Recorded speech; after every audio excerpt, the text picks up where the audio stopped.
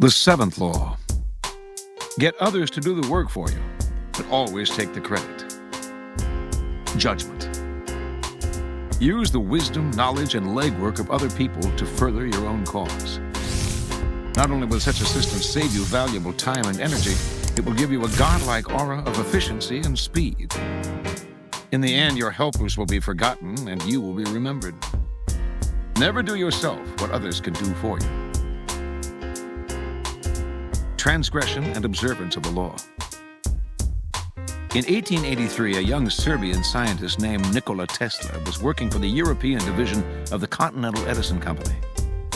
He was a brilliant inventor, and Charles Batchelor, a plant manager and a personal friend of Thomas Edison, persuaded him he should seek his fortune in America, giving him a letter of introduction to Edison himself. So began a life of woe and tribulation that lasted until Tesla's death. When Tesla met Edison in New York, the famous inventor hired him on the spot. Tesla worked 18-hour days, finding ways to improve the primitive Edison dynamos. Finally, he offered to redesign them completely. To Edison, this seemed a monumental task that could last years without paying off. But he told Tesla, "There's $50,000 in it for you, if you can do it." Tesla labored day and night on the project, and after only a year, he produced a greatly improved version of the dynamo, complete with automatic controls. He went to Edison to break the good news and receive his $50,000. Edison was pleased with the improvement, for which he and his company would take credit. But when it came to the issue of the money, he told the young Serb, "Tesla, you don't understand our American humor," and offered a small raise instead. Tesla's obsession was to create an alternating current system, AC, of electricity.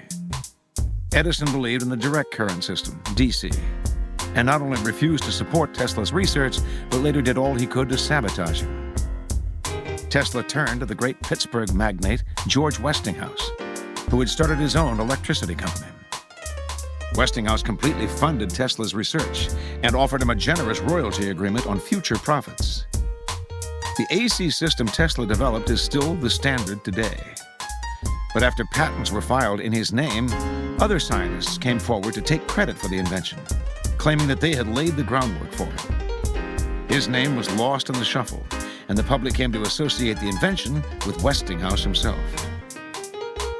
A year later, Westinghouse was caught in a takeover bid from J. Pierpont Morgan, who made him rescind the generous royalty contract he had signed with Tesla.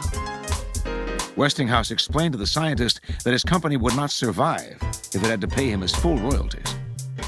He persuaded Tesla to accept a buyout of his patents for $216,000. A large sum, no doubt, but far less than the $12 million they were worth at the time. The financiers had divested Tesla of the riches, the patents, and essentially the credit for the greatest invention of his career. The name of Guglielmo Marconi is forever linked with the invention of radio.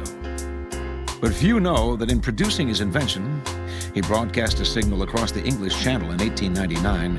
Marconi had made use of a patent Tesla had filed in 1897, and that his work depended on Tesla's research.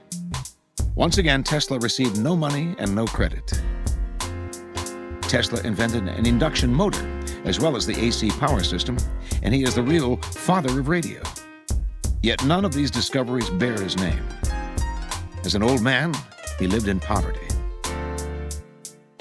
In 1917, during his later impoverished years, Tesla was told he was to receive the Edison Medal of the American Institute of Electrical Engineers. He turned the medal down. "You propose," he said, "to honor me with a medal which I could pin upon my coat and strut for a vain hour before the members of your institute. You would decorate my body and continue to let starve for failure to supply recognition my mind and its creative products, which have supplied the foundation upon which the major portion of your institute exists." Interpretation. Many harbor the illusion that science, dealing with facts as it does, is beyond the petty rivalries that trouble the rest of the world. Nikola Tesla was one of those. He believed science had nothing to do with politics and claimed not to care for fame and riches. As he grew older, though, this ruined his scientific work. Not associated with any particular discovery, he could attract no investors to his many ideas. While he pondered great inventions for the future, others stole the patents he had already developed and got the glory for themselves. He wanted to do everything on his own, but merely exhausted and impoverished himself in the process. Edison was Tesla's polar opposite. He wasn't actually much of a scientific thinker or inventor. He once said that he had no need to be a mathematician because he could always hire one. That was Edison's main method. He was really a businessman and publicist, spotting the trends and the opportunities that were out there, then hiring the best in the field to do the work for him. If he had to, he would steal from his competitors. Yet his name is much better known than Tesla's, and is associated with more inventions. The lesson is twofold. First, the credit for an invention or creation is as important, if not more important, than the invention itself. You must secure the credit for yourself and keep others from stealing it away, or from piggybacking on your hard work. To accomplish this, you must always be vigilant and ruthless, keeping your creation quiet until you can be sure there are no vultures circling overhead. Second, learn to take advantage of other people's work to further your own cause. Time is precious and life is short. If you try to do it all on your own, you run yourself ragged, waste energy, and burn yourself out. It is far better to conserve your forces, pounce on the work others have done, and find a way to make it your own. As Thomas Edison said, everybody steals in commerce and industry. I've stolen a lot myself, but I know how to steal. Keys to power. The world of power has the dynamics of the jungle. There are those who live by hunting and killing, and there are also vast numbers of creatures, hyenas, vultures, who live off the hunting of others. These latter, less imaginative types are often incapable of doing the work that is essential for the creation of power. They understand early on, though, that if they wait long enough, they can always find another animal to do the work for them. Don't be naive. At this very moment, while you are slaving away on some project, there are vultures circling above trying to figure out a way to survive and even thrive off your creativity. It is useless to complain about this or to wear yourself ragged with bitterness, as Tesla did. Better to protect yourself and join the game. Once you have established a power base, become a vulture yourself and save yourself a lot of time and energy.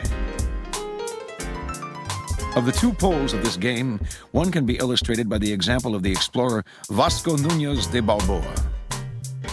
Balboa had an obsession, the discovery of El Dorado, a legendary city of vast riches. Early in the 16th century, after countless hardships and brushes with death, he found evidence of a great and wealthy empire to the south of Mexico, in present-day Peru. By conquering this empire, the Incan, and seizing its gold, he would make himself the next Cortes. The problem was that even as he made this discovery, word of it spread among hundreds of other conquistadors. He didn't understand that half the game was keeping it quiet and carefully watching those around him. A few years after he discovered the location of the Incan Empire, a soldier in his own army, Francisco Pizarro, helped to get him beheaded for treason. Pizarro went on to take what Balboa had spent so many years trying to find. The other pole is that of the artist Peter Paul Rubens, who late in his career found himself deluged with requests for paintings. He created a system. In his large studio, he employed dozens of outstanding painters, one specializing in robes, another in backgrounds, and so on. He created a vast production line in which a large number of canvases would be worked on at the same time. When an important client visited the studio, Rubens would shoo his hired painters out for the day. While the client watched from a balcony, Rubens would work at an incredible pace, with unbelievable energy. The client would leave in awe of this prodigious man who could paint so many masterpieces in so short a time. This is the essence of the law. Learn to get others to do the work for you while you take the credit, and you appear to be of godlike strength and power. If you think it important to do all the work yourself, you will never get far, and you will suffer the fate of the Balboas and Teslas of the world. Find people with the skills and creativity you lack. Either hire them while putting your own name on top of theirs, or find a way to take their work and make it your own. Their creativity thus becomes yours, and you seem a genius to the world. There is another application of this law that doesn't require the parasitic use of your contemporaries' labor.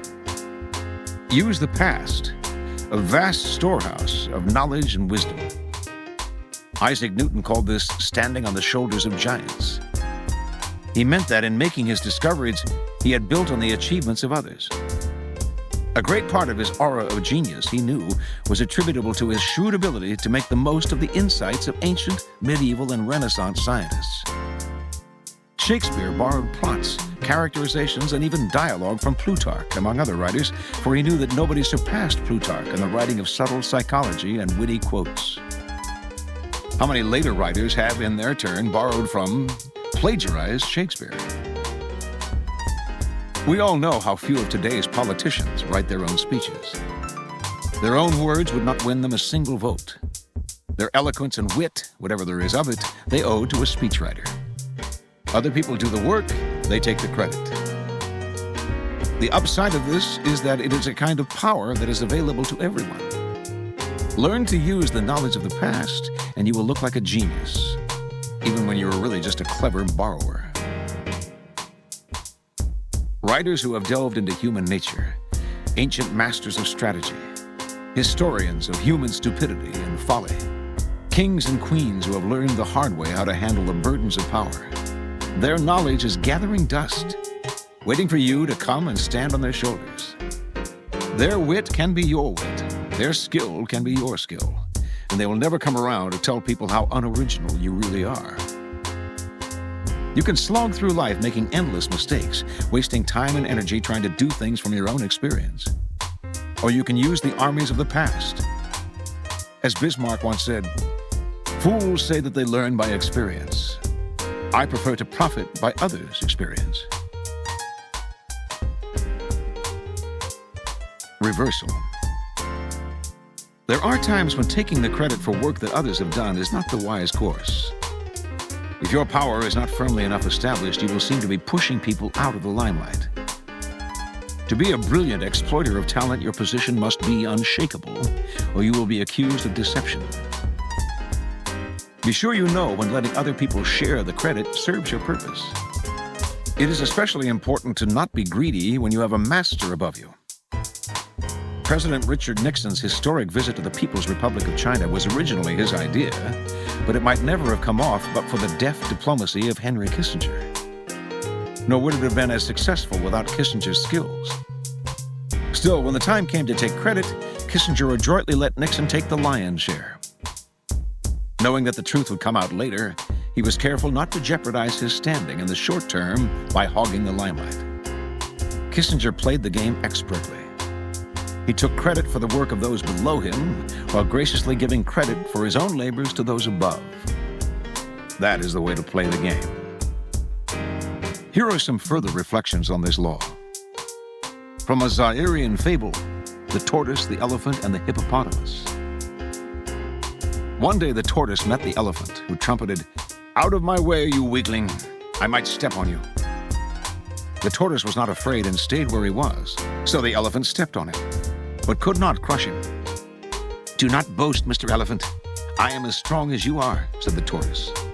But the elephant just laughed. So the tortoise asked him to come to his hill the next morning. The next day, before sunrise, the tortoise ran down the hill to the river, where he met the hippopotamus, who was just on his way back into the water after his nocturnal feeding. "Mr. Hippo, shall we have a tug of war? I bet I am as strong as you are," said the tortoise. The hippopotamus laughed at this ridiculous idea, but agreed. The tortoise produced a long rope and told the hippo to hold it in his mouth until the tortoise shouted, "Hey!" Then the tortoise ran back up the hill, where he found the elephant, who was getting impatient. He gave the elephant the other end of the rope and said, "When I say, 'Hey,' pull, and you'll see which of us is the strongest." Then he ran halfway back down the hill to a place where he couldn't be seen and shouted, "Hey!" The elephant and the hippopotamus pulled and pulled, but neither could budge the other. They were of equal strength. They both agreed that the tortoise was as strong as they were. Never do what others can do for you. The tortoise let others do the work for him while he got the credit. From the Chinese philosopher Hans Feizel. To be sure, if the hunter relies on the security of the carriage, utilizes the legs of the 6 horses, and makes Wang Liang hold their reins, then he will not tire himself and will find it easy to overtake swift animals. And supposing he discarded the advantage of the carriage, gave up the useful legs of the horses and the skill of Wang Liang, and alighted to run after the animals, then even though his legs were as quick as Lu Qi's, he would not be in time to overtake the animals. In fact, if good horses and strong carriages are taken into use, then mere bondmen and bondwomen will be good enough to catch the animals.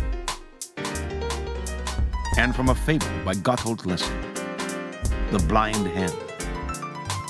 A hen who had lost her sight and was accustomed to scratching up the earth in search of food, although blind, still continued to scratch away most diligently. Of what use was it to the industrious fool? Another sharp-sighted hen who spared her tender feet never moved from her side, and enjoyed without scratching the fruit of the other's labor. For as often as the blind hen scratched up a barley corn, her watchful companion devoured it.